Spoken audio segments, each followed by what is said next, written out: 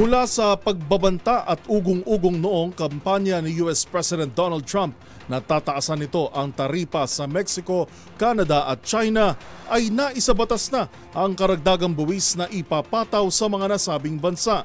Ito rin ay parte ng estratehiya ni Trump sa kampanya nito laban sa ilegal na pagpasok ng fentanyl at immigrant sa kanilang bansa. Yan at iba pang mga napapanahong balita mula sa iba't ibang panig ng mundo sa Global Headlines Report ni James Galange. Kinumpirma ni United States President Donald Trump na kasalukuyan na nag-uusap ang Ukraine at Russia sa pagkakaroon ng kapayapaan at pagtigil ng halos 11 taong digmaan. Ayon sa White House, nakakausap ni Trump ang leader ng magkabilang bansa at inatasan ng kanyang mga opisyal para maisapormal na ang peace talks ng dalawa. Ngunit hindi naman ididetalye ng Pangulo ang mga napag-usapan o napagkasunduan para mapapayag ang dalawang lider na itigil ang giyera. Samantala, naghahanda na ang Israel para sa muling pagsiklab ng giyera sa Gaza kontra sa militanteng grupo na Hamas.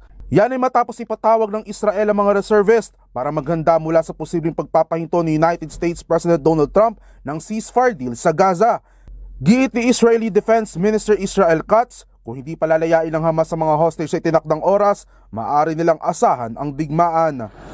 Sa iba pang balita, kinilala naman ng Hanoi, Vietnam bilang most air-polluted city sa buong mundo. Ayon sa uling tala ng IQ Air, isang leading air quality monitoring service, pumalo na sa 160 AQI o Air Quality Index ang lugar na siyang hindi na maganda para sa mga mamamayan. Itinuturong dahilan ng matinding smog na nararanasan sa lugar na siyang ikinabahala ng karamihan para sa kanilang kalusugan. Kasalukuyang aabot sa 8 hanggang 9 na milyong registered vehicle ang mayroon sa syudad na ititinang isa sa dahilan ng tumitinding polusyon. Gayon din ng mga household waste at emission mula sa mga construction at pabrika. At iyan naman nakalap nating balita mula sa iba't ibang panig ng mundo. Para sa MBC TV Network News, ito si James Galange ng DZRH TV, una sa Pilipinas, una sa Pilipino.